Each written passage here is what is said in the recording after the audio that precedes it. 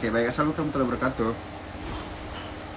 Gimana teman-teman semuanya? Kabarnya? Semoga sehat ya. Ini kenapa hidungku merah? Oke, kali ini kita akan mengadakan kajian Ramadan ya, em, semacam program spesial buat teman-teman.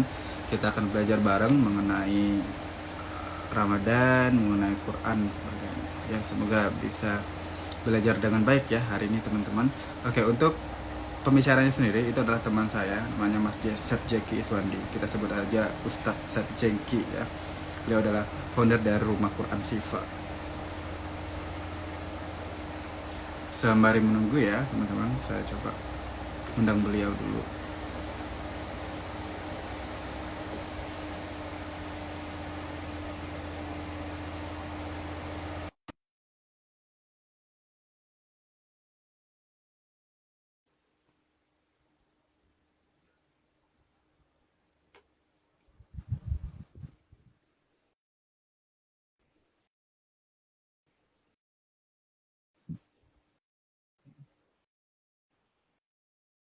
Bencel ini deh. Bisma.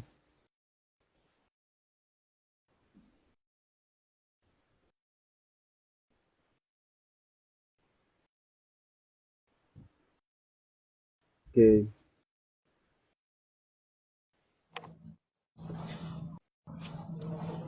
Assalamualaikum. Dengan suara saya.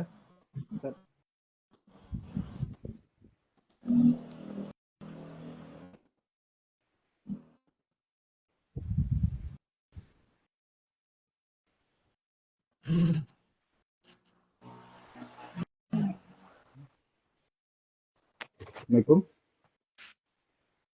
Halo. Waalaikumsalam. Oke. Kedengaran suara saya? Halo, Assalamualaikum. Ya. Kedengaran, Bang. Ya, baik. Bagaimana kabarnya? Sehat? Izin sebentar ya, Bang, mau menghubungkan dengan. Oh ya.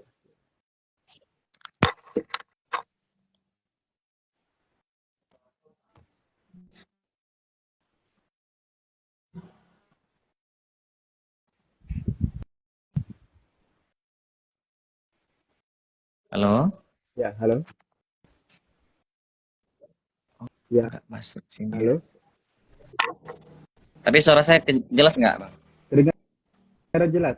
Kedengaran jelas. Kalau suara saya jelas. Jelas. Suara Bang jelas. Suara saya jelas. Suara saya jelas. Iya. Suara saya jelas. Mungkin nggak pakai email. Insya Allah jelas. Oke. Saya pakai itu tadi juga udah jelas ya. Pakai earphone juga jelas. Oh gitu. Nggak terhubung dia ketika secara langsung. Nggak tahu, tapi nggak bisa aja.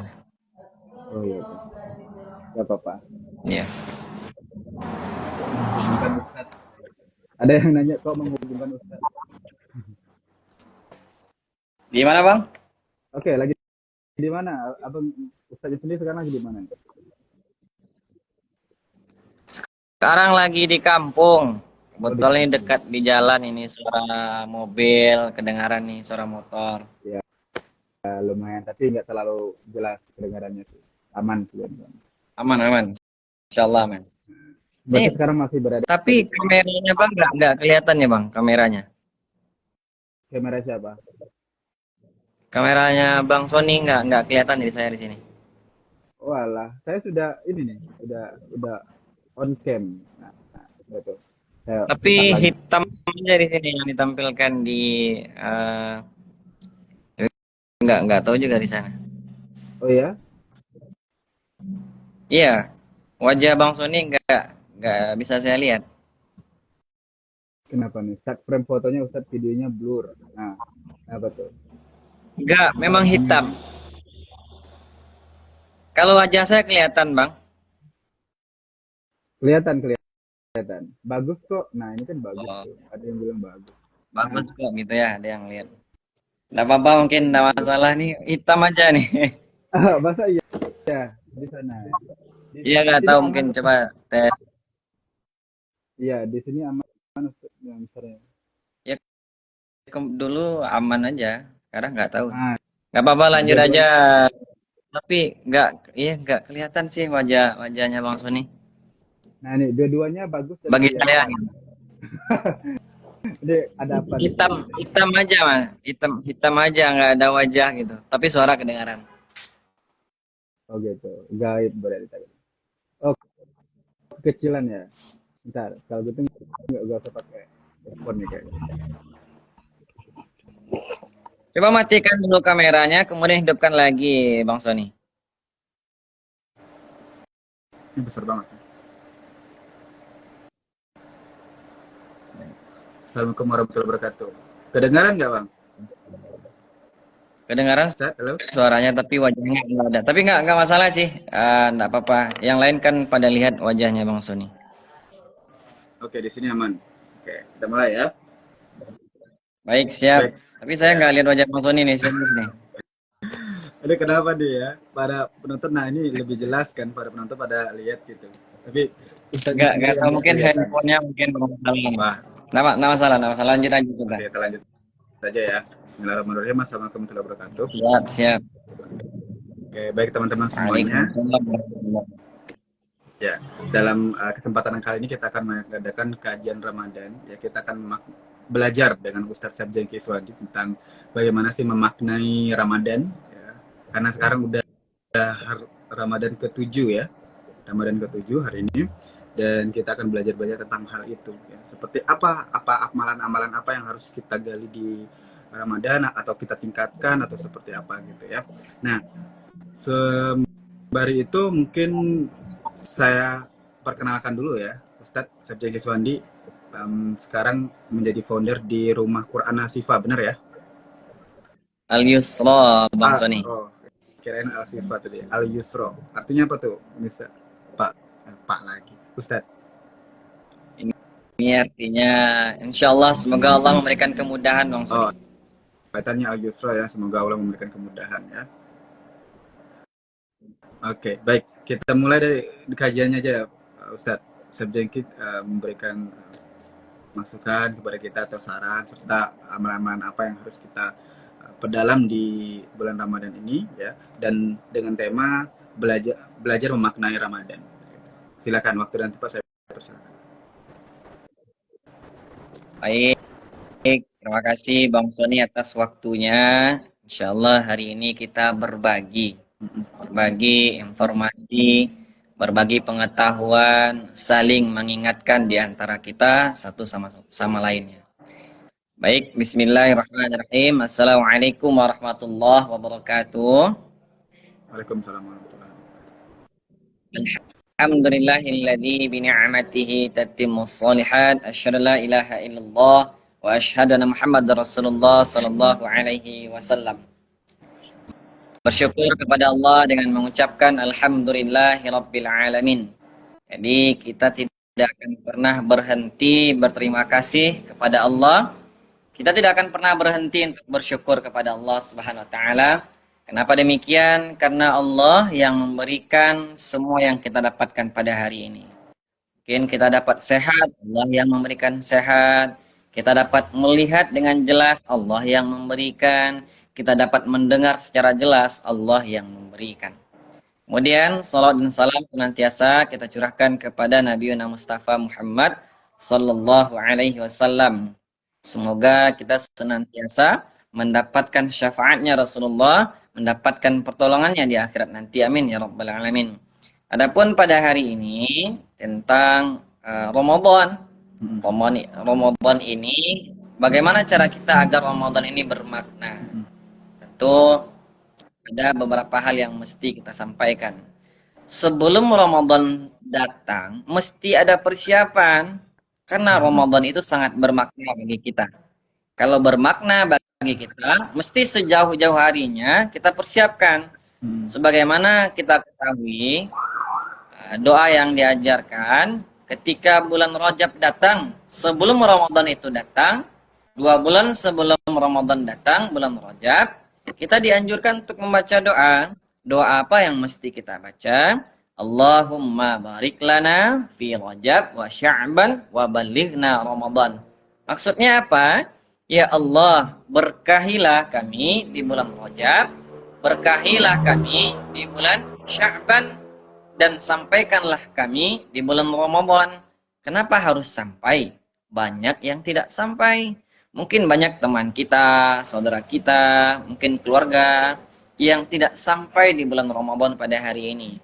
Kemudian ketika bulan Sya'ban datang, dari Aisyah itu melihat Rasulullah itu banyak puasa sunnah ketika bulan Sya'ban. Maksudnya apa? Memberikan pelajaran bagi kita sebelum Ramadan itu datang, kita latih fisik kita terlebih dahulu. Karena kita menyatakan Ramadan itu penuh dengan makna. Kalau sesuatu yang bermakna itu mesti persiapannya matang gitu. Makanya perbanyak di bulan Sya'ban itu puasa sunnah. Kemudian, satu hari sebelum Ramadan itu datang, ada juga doa yang diajarkan. Apa doanya? Allahumma ahillahu alaina bil yumni wal iman wassalamati wal islam. Rabbi wa rabbukallah. Ini doa yang diajarkan oleh Nabi. Maksudnya apa? Ya Allah, semoga di bulan Ramadan yang penuh ini, kita sehat, damai, tentram, sehat jasmani kita, sehat rohani kita, iman kita kuat sampai nanti di akhir Ramadan itu datang. Makanya mesti banyak persiapan. Nah, pada hari ini Ramadan itu telah kita lalui. Dan pada hari ini sudah berada pada bulan suci Ramadan. Tentu kita tidak boleh melewatkan kesempatan yang sangat bermakna ini. Jadi ada amalan yang mesti kita laksanakan ketika Ramadan itu datang.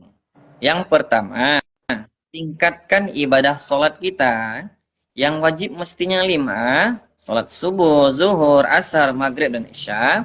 Namun yang terpenting kita tekankan di sini, yaitu tingkatkan sholat sunnah kita. Keluarkan semua yang sunnah demi menggapai rahmatnya Allah, demi menggapai ampunannya Allah. Sholat duha, sholat tahajud, sholat tarwih, sholat tasbih, sholat taubat, sholat sunnah yang lainnya. Sholat sunnah rawatib. Kenapa demikian? Karena kita mengumpulkan amal ibadah pada bulan Ramadan ini dan akan dilipat gandakan juga di Allah Subhanahu wa taala. Contoh saja, sholat sunnah rawatib itu sendiri 2 rakaat sebelum subuh itu sangat besar pahalanya. Sangat besar. Jadi rakaatul fajri khairum minad dunya wa ma fiha. 2 rakaat sebelum subuh saja lebih baik daripada dunia dan seisinya. Apalagi sholat yang wajib. Sholat sunnah saja banyak pahalanya. Apalagi yang wajib. Apalagi kita melaksanakannya di bulan Ramadan. Makanya agar Ramadan ini bermakna, laksanakan itu. Sholat sunnah rawatib itu yang kita ketahui total semuanya 12 rakaat.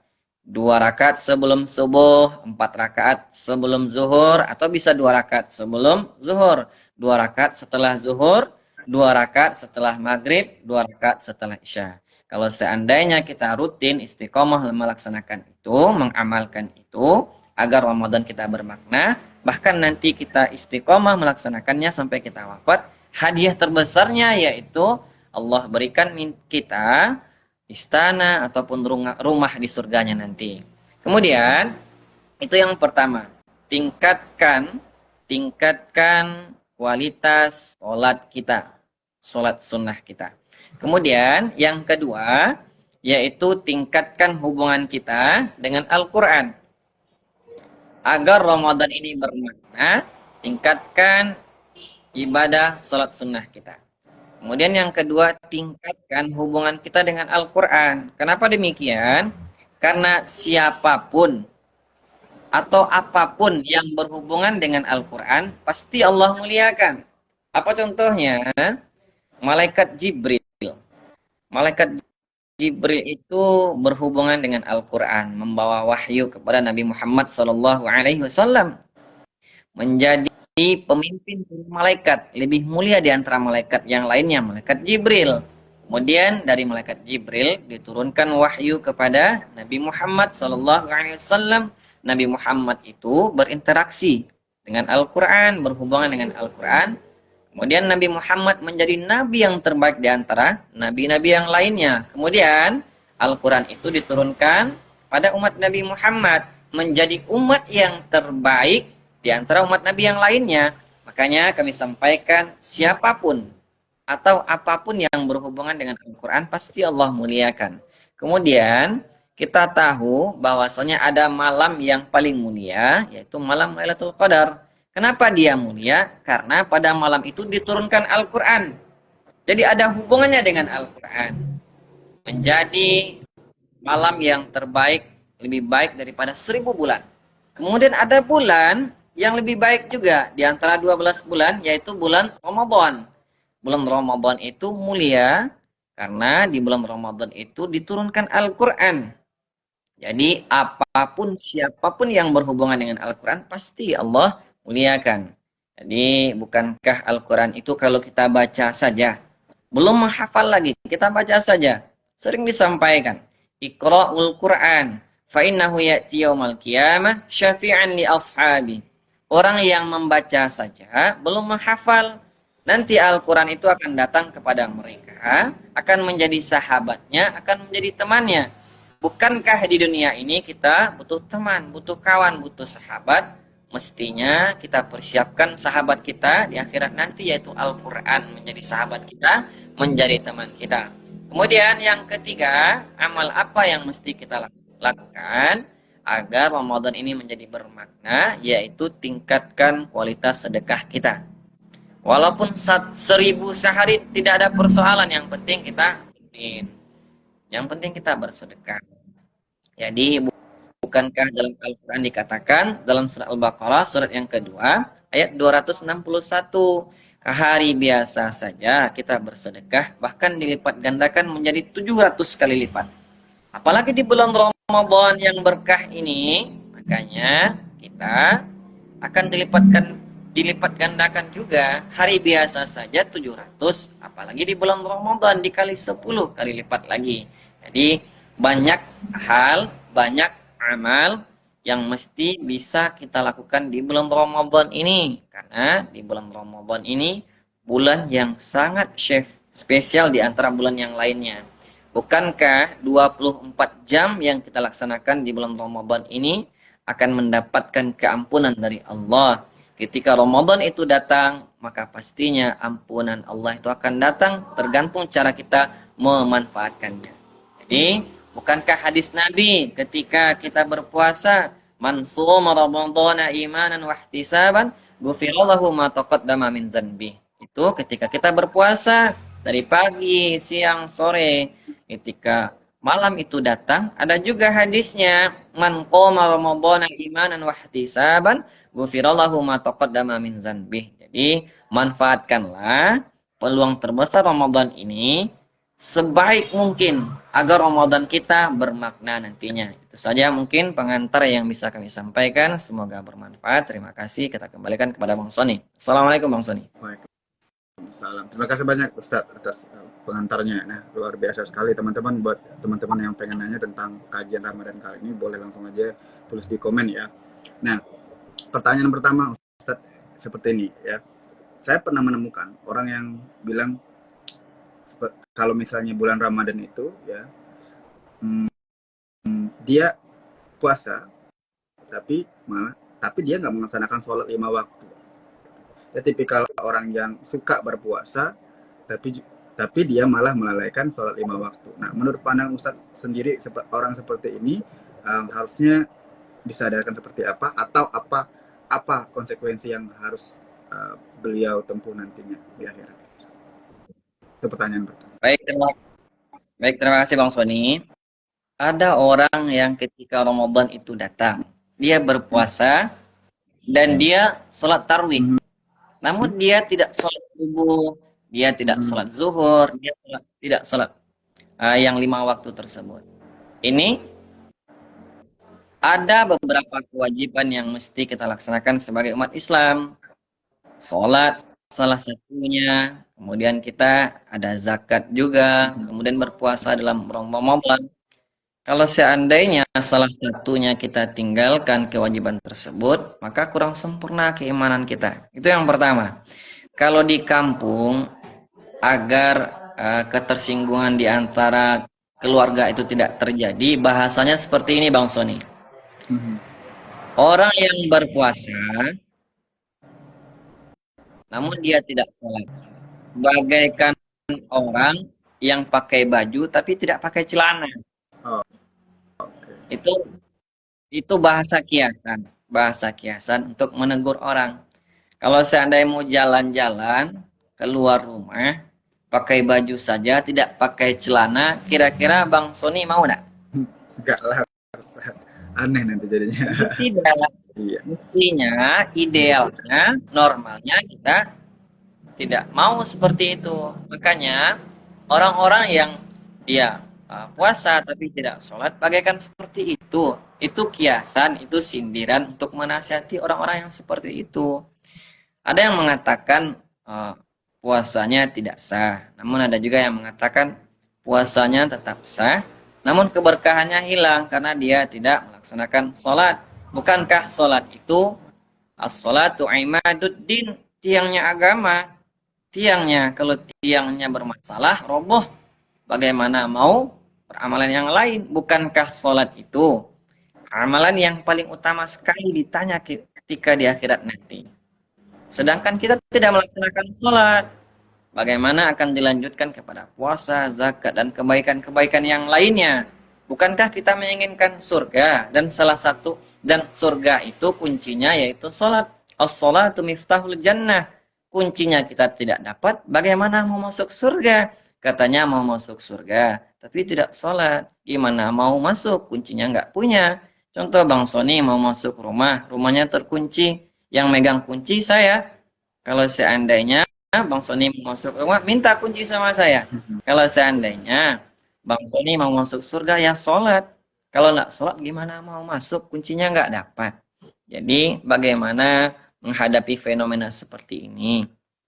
Kalau kita, mestinya kewajiban kita mengingatkan. Sholat harus dilaksanakan, karena itu kewajiban. Dan puasa juga kewajiban. Sama-sama mestinya kita laksanakan. Mungkin itu aja yang bisa kami sampaikan. Oke, baik, terima kasih, Ustaz. Nah, di sini ada pertanyaan, sebenarnya ini belum spesifik ya, Kak Aziza ya, coba saya spesifikkan. Assalamualaikum Ustaz, Waalaikumsalam. Boleh kita melaksanakan sholat tahajud Ustadz Jeki? Nah, menurut pandang Ustadz Jeki nih, orang yang kadang sekalian Ustadz ya, ini mungkin sholat tahajud. Ada juga selain dari sholat tahajud, ya, mereka nggak melaksanakan sholat tarawih tapi puasa. Nah, itu seperti apa fenomenanya, Ustaz? Terus yang kedua, boleh nggak kita melaksanakan sholat tahajud di bulan Ramadan? Gimana tuh? Yang pertama, boleh tidak kita melaksanakan sholat sunnah tahajud di bulan Ramadan. Yang Hmm. kedua, apa pertanyaannya Bang? Yang kedua itu adalah boleh nggak tidak kita berpuasa tapi tidak melaksanakan sholat tarawih seperti itu?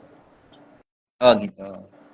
Baik, Bang Sony, ketika kita di bulan Ramadan datang, boleh nggak kita melaksanakan sholat tahajud? Ya boleh lah, Hmm. karena Allah memberikan ini loh, saya berikan ampunan di bulan Ramadan ini, baik pagi, siang, sore maupun malam. Saya berikan pintu maaf kepada engkau, kalau engkau bisa mau memanfaatkan waktu itu. Salah satu cara kita ya tingkatkan ibadah sholat kita, sholat tahajud. Boleh enggak? Ya boleh dilaksanakan. Tentu banyak hikmahnya sholat tahajud tersebut, banyak poin pahala yang kita dapatkan.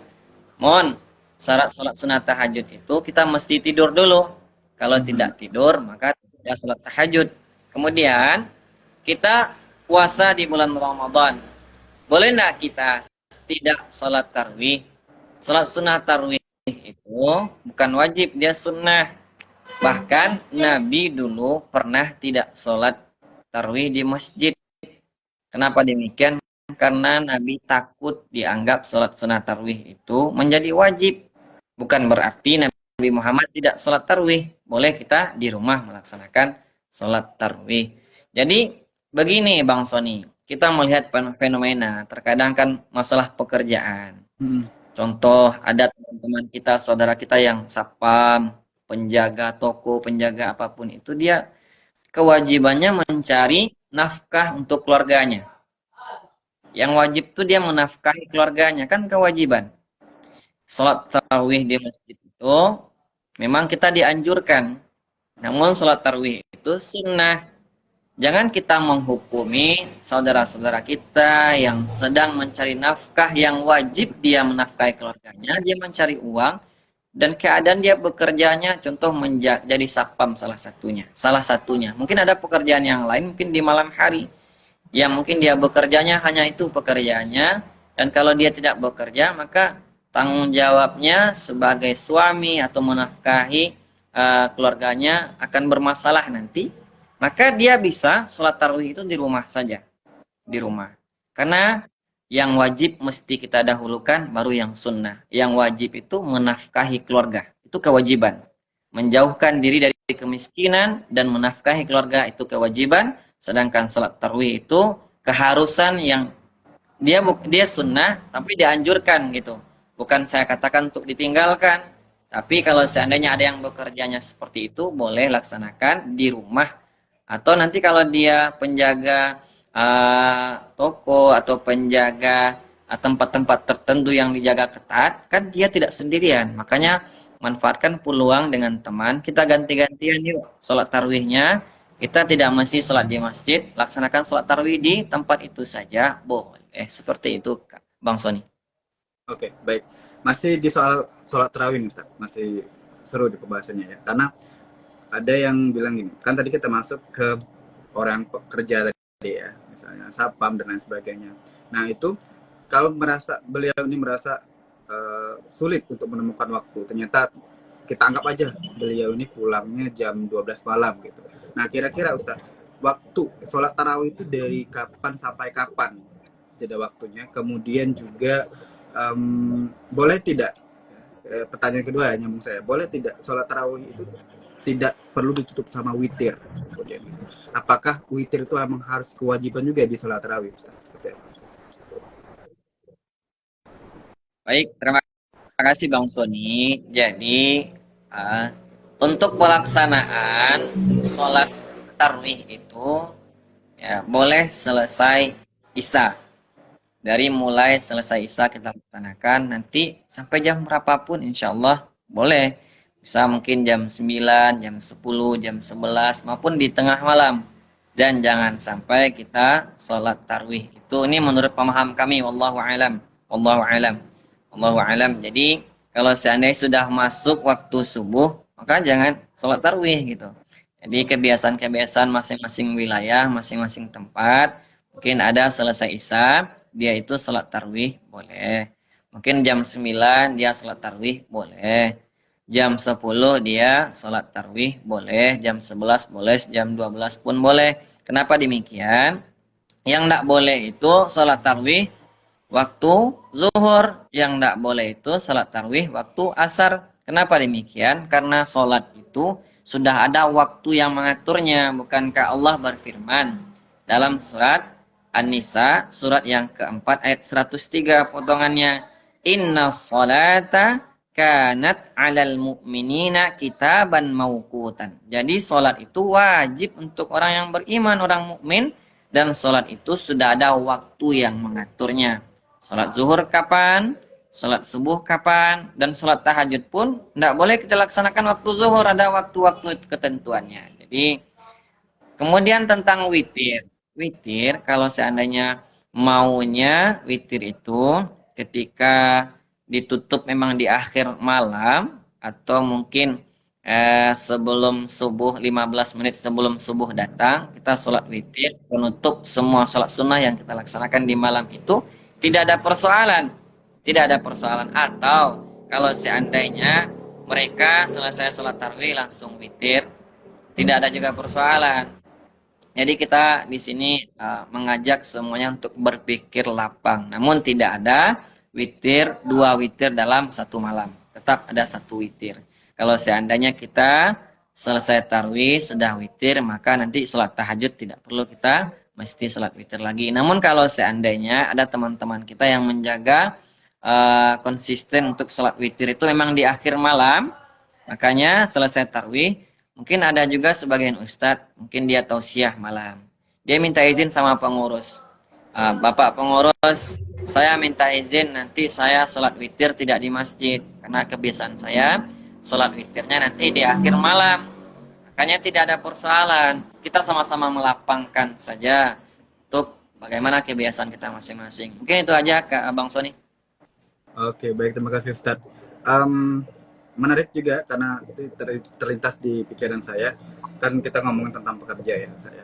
Dan pekerja itu kan dia kewajibannya adalah menafkahi keluarganya sendiri. Nah, terkait dengan kewajiban tersebut, kan kita tahu pekerjaan itu ada yang mudah, ada yang sulit gitu ya. Ada yang bekerja melalui otot dan sebagainya. Nah, Ustadz sebenarnya siapa-siapa aja sih yang boleh meninggalkan puasa? Maksudnya diperbolehkan untuk tidak berpuasa di bulan Ramadan, dan kemudian apa konsekuensi mereka yang harus mereka jalani setelah bulan puasa Ramadan gitu. Ini berkaitan dengan yang membatalkan puasa ya, atau yang tidak boleh berpuasa. Siapa yang tidak boleh Jadi berpuasa? sebenarnya ya, ada yang membatalkan puasa, tentu kemudian ada yang membolehkan orang tidak berpuasa. Jadi mungkin kami antarkan juga tentang yang membatalkan puasa. Jadi membatalkan puasa itu pertama nanti ada hubungannya dengan orang-orang yang tidak berpuasa. Jadi pertama yang membatalkan puasa itu masuknya sesuatu ke tenggorokan atau kerongkongan. Atau masuknya sesuatu ke 5 lubang. Mana lubang yang 5? Ada ini dari mulut, hidung, telinga, mohon maaf, yang di bawah kemaluan dan dubur. Itu 5 lubang. Jadi kalau seandainya suara saya jelas enggak Bang Sony? Jelas, jelas, jelas. Nah, jadi kalau seandainya ada sesuatu yang masuk di tenggorokan, itu membatalkan puasa. Kalau seandainya hanya sampai di ruang mulut saja, belum masuk kepada tenggorokan, tidak batal puasa. Apa contohnya? Kita gosok gigi pagi. Gosok gigi pagi, tentu kita sebentar gosok giginya. Dan itu tidak menelan. Kalau sudah menelan, tentu sudah masuk ke tenggorokan. Yang batalnya itu ketika ada menelan. Kalau tidak ada menelan, tentu tidak batal. Atau seandainya mereka berkumur-kumur ketika mau berwudu, ya tidak masalah. Asalkan jangan air yang dia bawa kumur-kumur tersebut dia minum. Itu menjadi permasalahan. Karena dia batal ketika sudah menelannya. Jadi ini mazhab Imam Syafi'i. Kalau di telinga contohnya memasukkan sesuatu di telinga ini sampai di rongga yang terdalam. Kalau mungkin batas kelingking saja di sini tidak ada persoalan. Kalau kelingking saja, namun menggunakan alat korek kuping ataupun hal yang sejenisnya memasukkan sampai ke dalamnya, tentu ini bisa membatalkan. Itu menurut mazhab Imam Syafi'i. Mungkin mazhab imam yang lain berbeda pendapat. Kemudian tentang hidung pun seperti itu. Kalau ngupil, mungkin Bang Sony kebiasaannya ngupil, mungkin kita nggak tahu kan. Mungkin kebiasaan manusia itu ngupil gitu. Kalau sampai di sini ke bawah tidak ada persoalan. Namun kalau sudah di batangnya ini sampai kita hirup itu menjadi persoalan, batal, batal. Kemudian makanya istishhaq itu menghirup itu kan ketika di luar Ramadan itu kan sunnah. Tapi ketika Ramadan itu datang makruh jadinya. Kan kita hirup itu di hidung. Makanya ketika Ramadan datang tidak boleh. Karena teman-teman kan kita nah tahu-taunya dia nyeleneh gitu kan. Tidak boleh. Jadi ada yang mengatakan ini kalau ketelan gimana? Makanya mungkin ada sebagian teman-teman kita menghindari kumur-kumur atau menghindari menghirup tersebut agar nanti khawatir tertelan. Ada juga mungkin teman-teman kita yang tidak berkumur-kumur atau tidak membersihkan hidungnya, menghisap seperti itu. Dia langsung yang rukun wudhu saja yang dia laksanakan, yaitu ada 6 rukun wudhu. Jadi mungkin ada yang khawatir seperti itu tentang berkumur-kumur itu sendiri. Kemudian salah satu penyebab batal puasa, yaitu gila. Jadi kalau orang gila nggak boleh puasa. Jadi kalau pengen Bang Sony nggak puasa, syaratnya harus gila. Harus jadi gila. Nah, harus gila.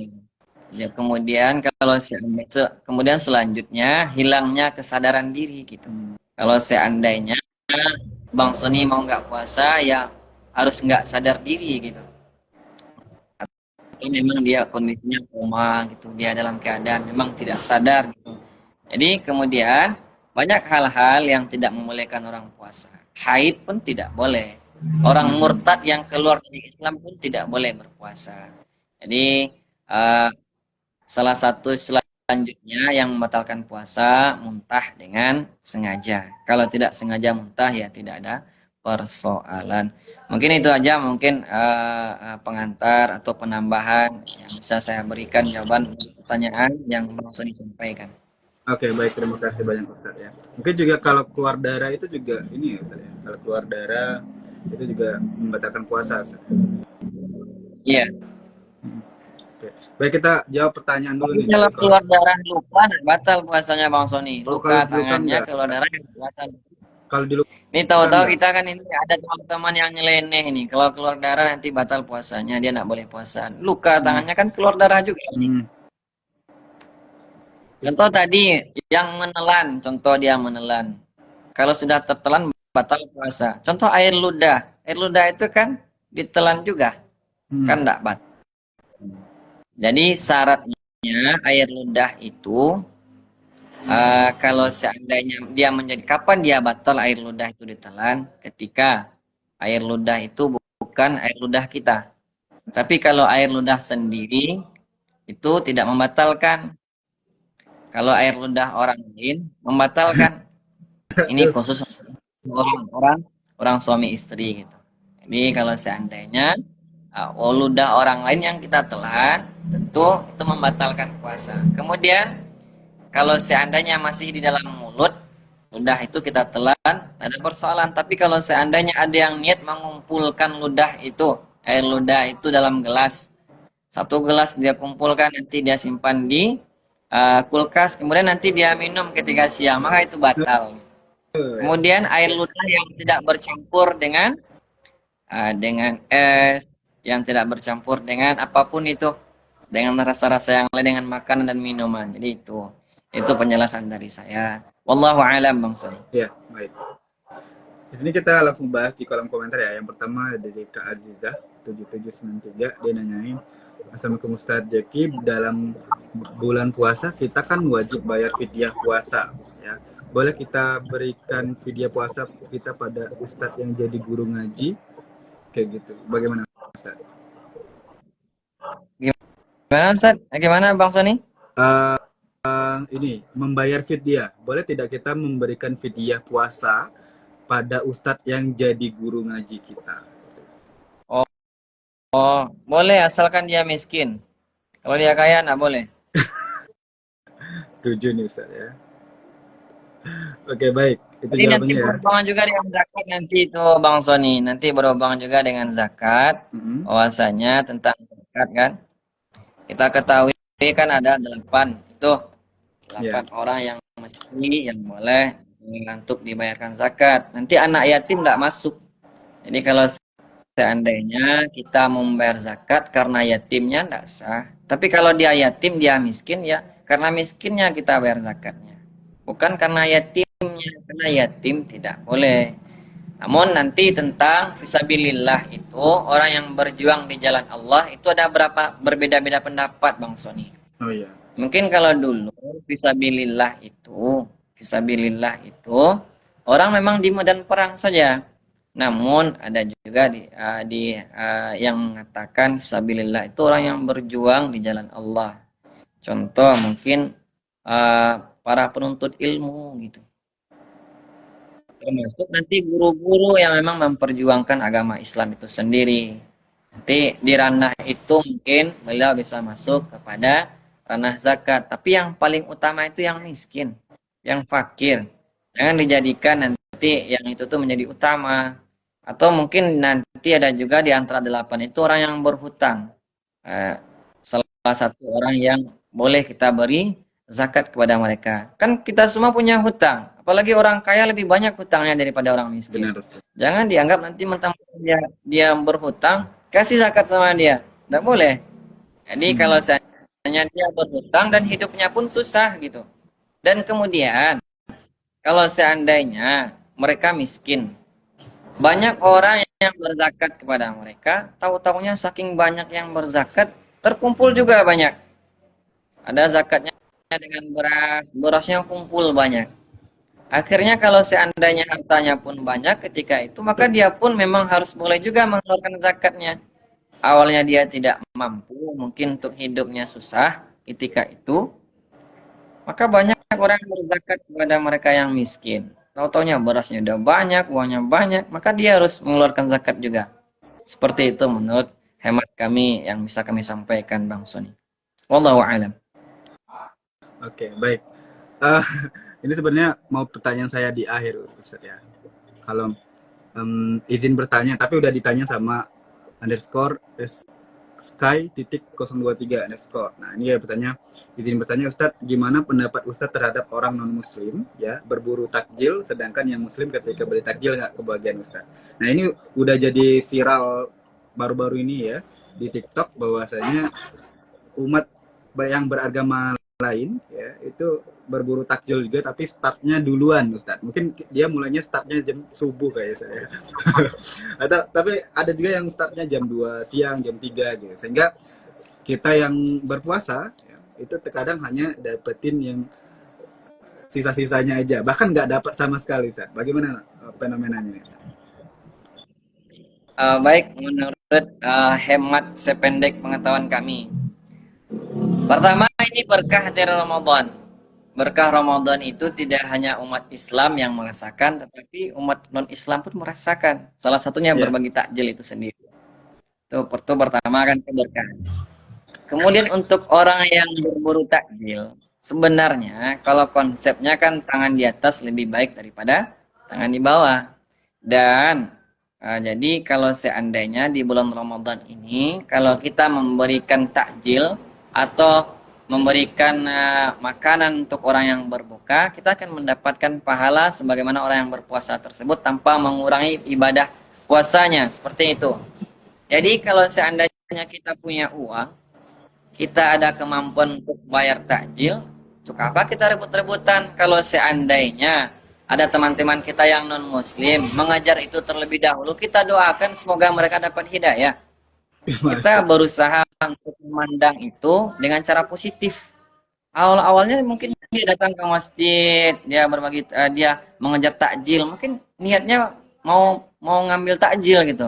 Kita doakan ketika itu, mudah-mudahan teman-teman kita yang non muslim dapat hidayah nantinya. Bukankah berbagi itu baik? Kalau seandainya bagi teman-teman yang nggak dapat, kan nggak mesti kita dapat gitu. Kan kita mampu juga untuk bayar, mau beli. Yang terpenting niat orang yang memberikan, dia memberikan kepada orang yang berpuasa. Kalau seandainya ditaruh di masjid, ternyata yang mengambil bukan orang yang berpuasa. Yang salah kan bukan pengurus, yang salah kan orang non muslim itu sendiri. Itu cuma kita memandang bukan salahnya. Kita pandang di sisi yang lain, kita doakan. Mungkin hari ini mereka berburu takjil, tapi dia tidak Islam. Kita doakan semoga dengan langkah itu awal dia menuju Islam nantinya. Kita doakan saja. Kalau seandainya bagi teman-teman mungkin Bang Sony mau buru juga nanti nggak dapat, syukuri saja. Alhamdulillah. Yang banyak jalan yang lain, banyak rezeki yang lain. Insya Allah aman. Ya, dan saya juga ngelihat apa ya beberapa video dari TikTok juga. Sebenarnya ada dua versi. Yang pertama non Muslim yang berpura-pura Muslim ya, kemudian berburu takjil di masjid. Dan ada yang kedua emang non Muslim yang berburu takjilnya itu yang tipikal orang yang jualnya di pinggir jalan, Ustaz. Kan orang yang pinggir jalan kan sering jualan juga tuh, ya misalnya apa ya kolak atau apa gitu-gitu ya. Terus si non muslim ini ya, orang-orang yang non muslim itu berburu takjil jam 3 ini bukan untuk di masjid tapi dia berburunya untuk beli duluan gitu, borong duluan tersebut atau Oh beli duluan iya gitu beli maksudnya. iya gitu. Nah itu yang mungkin kondisi yang siapa deh, bapak atau ibu Sky 023 yang tanyakan gitu. Itu konteksnya di sana. Tapi juga itu tadi yang di masjid itu juga bisa jadi ke arah sana juga. Ada dua versi soalnya. Kalau yang ke masjid Iya. ada yang Ustaz ya. Saya nemukan ada orang tersebut ya di TikTok itu dia baru apa berpura-pura puasa ya, dan wallahu alam kita juga tahu juga ya, dia berpura-pura puasa, dia memakai jilbab, tapi dia bilang dia non muslim, tapi dia berburu takjil gitu di masjid gitu.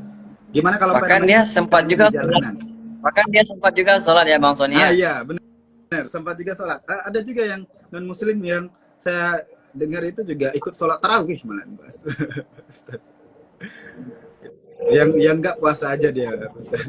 Bagaimana untuk orang yang berburu takjil, non muslim yang berburu takjil di jalanan ya, dalam konteks membeli takjil, bukan berburu takjil di masjid. Kalau untuk membeli ini kan ini menurut pemikiran kami Bang Sony. Kalau untuk membeli siapapun berhak untuk membeli. Benar. Cuma kan kita sebagai umat muslim yang kuat tentu kita harus bisa menyiapkan, kan untuk berbuka itu tidak mesti dengan itu, dengan kurma pun kita bisa.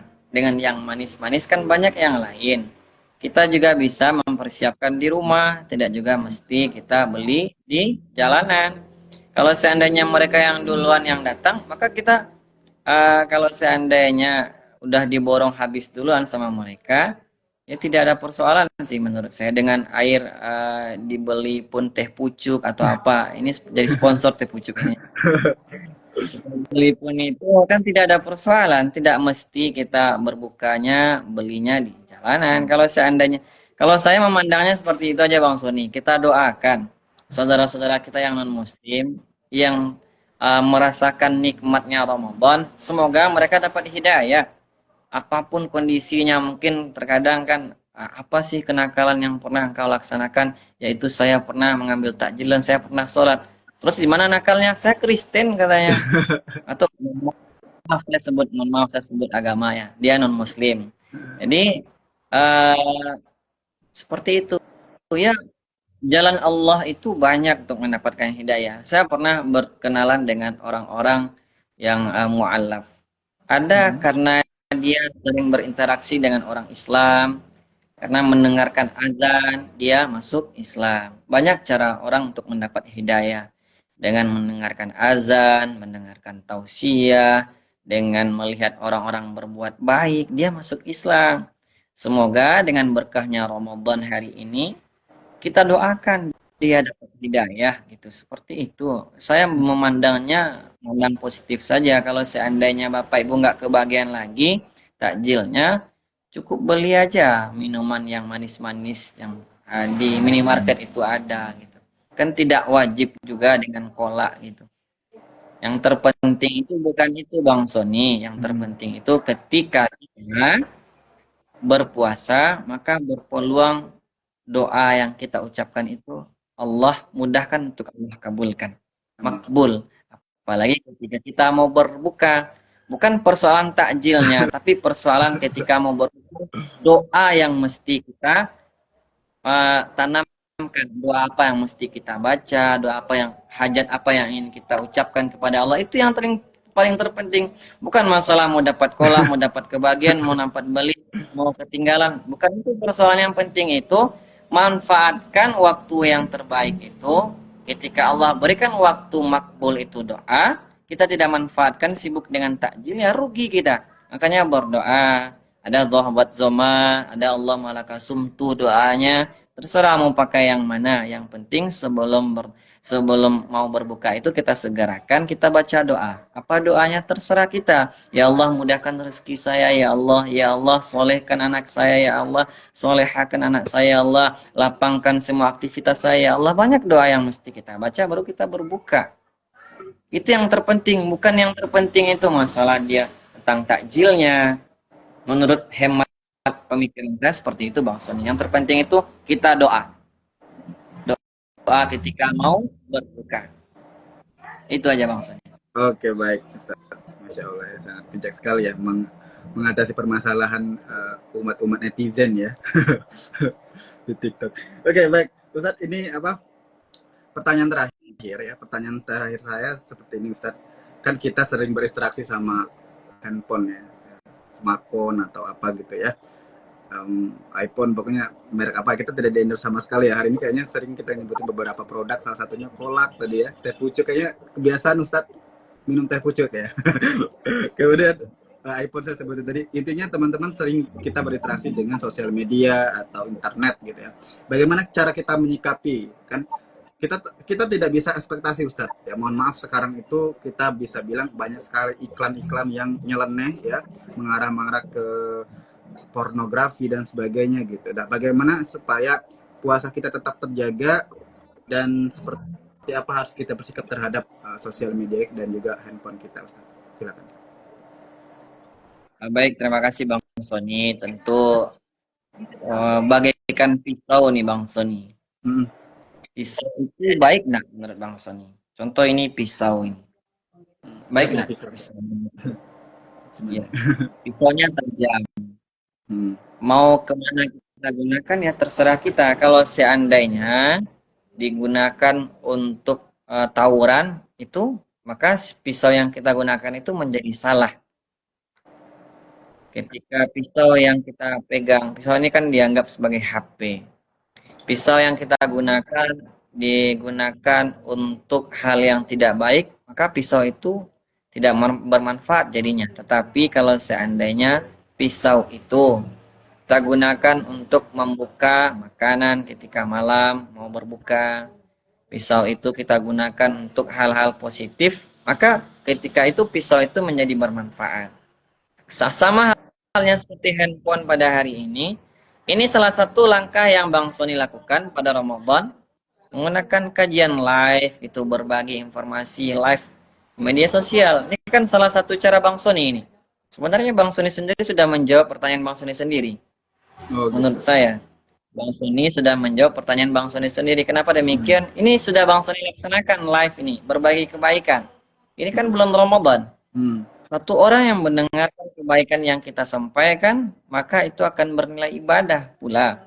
Man dalla ala khair falahu mislu ajran fa'ili. Kalau kita memberikan jalan kebaikan kepada siapapun, apalagi di bulan Ramadan, orang itu mendengarkan, orang itu menyimak, orang itu memahami, kemudian dia mengamalkan, kita mendapatkan pahala juga sebagaimana mereka yang mengerjakan, tanpa mengurangi pahala mereka itu sendiri.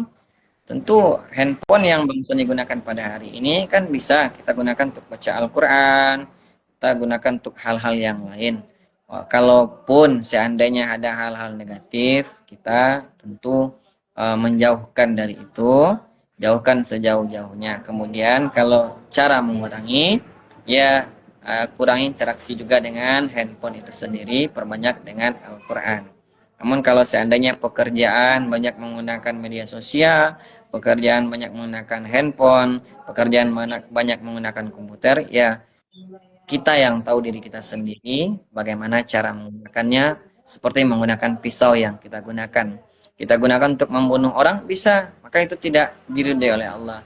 Kita gunakan untuk kebaikan, bisa, maka itu diridhai oleh Allah Subhanahu Wa Taala. Tergantung pisau itu mau kemana kita gunakan. Itu aja Bang Son. Oke.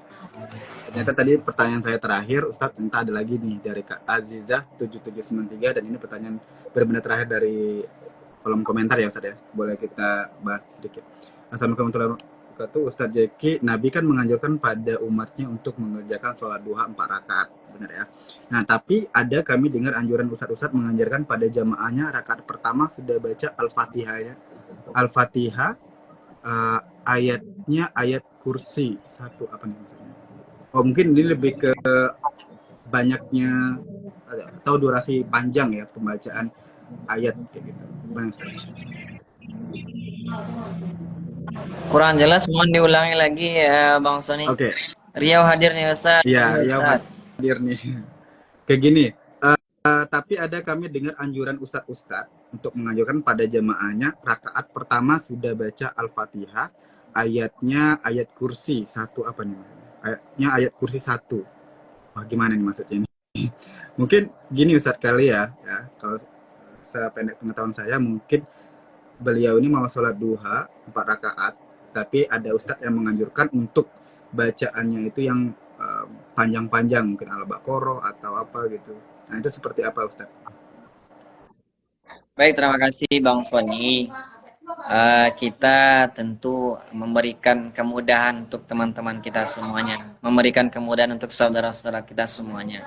Tentu dalam ibadah sholat sunnah itu ada juga sunnah-sunnahnya. Mungkin sunnahnya membaca ayat ini seperti itu maksud Bang Sony. Namun saya memandangnya dari sudut pandang yang lain.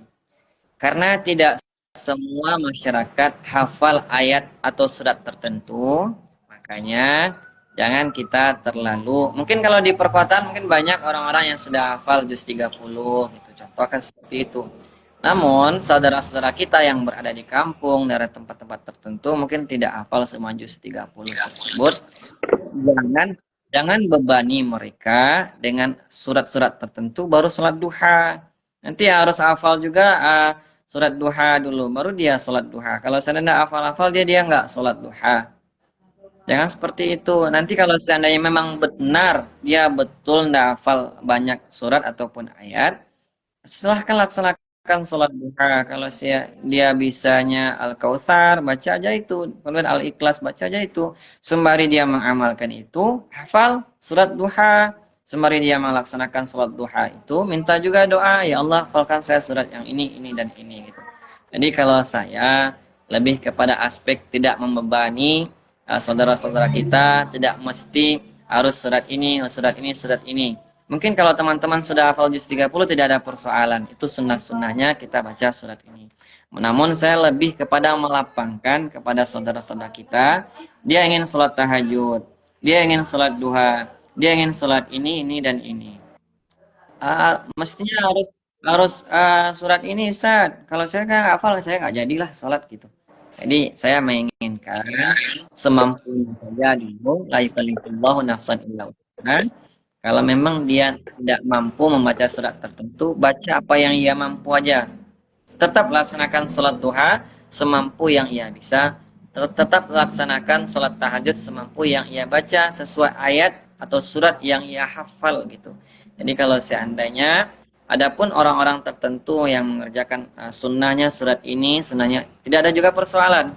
Tapi saya lebih mengambil makna yang lebih luas. Saya memberikan kesempatan untuk siapapun itu saudara-saudara kita yang punya hafalan yang banyak maupun yang punya hafalan sedikit, yang mungkin yang sedang memotivasinya untuk sholat duha, yang sedang memotivasi dirinya untuk sholat tahajud, tetap laksanakan itu walaupun hanya sedikit hafal surat-surat dalam Al-Quran. Itu aja mungkin Bang Son. Oke. Baik, terima kasih Ustadz, dan kita sudah berada di penghujung ya acara ini, dan kita di sini sudah masuk sholat zuhur Ustadz ya, mohon maaf sebelumnya, di wilayah Kediri ya Pare, dan saya ucapkan terima kasih banyak sudah mau berbagi dalam kesempatan kali ini untuk kajian Ramadan mengenai memaknai ya Ramadan itu sendiri, dan semoga kita ditemukan lagi Ustadz ya dengan kajian atau dengan live berikutnya ya. Sehat-sehat selalu Ustadz saya ucapkan ya. Terima kasih banyak ya. Mungkin boleh Bang Sony, saya tutup. Oh iya, saya boleh, minta silakan maaf. penutupnya. Saya minta maaf kalau seandainya jika ada kekeliruan dengan perkataan saya, dengan apapun yang saya sampaikan. Saya minta maaf dan saya minta ampun kepada Allah Subhanahu wa taala. Semoga Allah berkahi apapun diskusi kita pada hari ini. Semoga nanti ada waktu lagi bertemu juga dengan Bang Sony, karena udah sekian tahun tidak ketemu ya. Ya benar Ustaz. Di sini belum masuk waktu. Sekarang saya di kampung di Sumatera Barat, di Agam. Orang kan tahunya di Padang atau di Bukit Tinggi. Jadi belum masuk waktu zuhur. Di tempat Bang Sony kalau sudah masuk, kita saling harga menghargai aja itu mungkin. Jadi yang paling terpenting agar Ramadan itu bermakna, buatlah amal-amal apapun itu, kita tulis, kita rangkai, kita amalkan sesuai kemampuan kita. Paksakanlah diri kita untuk berbuat baik, karena kalau tidak dipaksakan, kapan lagi? Paksakanlah kita untuk beramal soleh, kalau tidak dipaksakan, kapan lagi? Mulai dari hari ini, kalau bukan hari ini, kapan lagi? Jadi, mulai hari ini, kalau tidak hari ini, kapan lagi? Paksakan. Kenapa harus dipaksakan? Karena kalau sudah tua, kaki ini sudah sakit, tidak bisa lagi untuk dipaksakan. Karena kalau sudah tua, fisik ini sudah lemah, tidak bisa lagi dipaksakan. Terkadang kalau sudah tua kita pengen sholat sunnah, tapi tidak bisa karena fisik sudah lemah. Makanya ketika muda ini paksakan semuanya untuk kebaikan. Tidak apa-apa awalnya terpaksa, namun nanti akan menjadi terbiasa.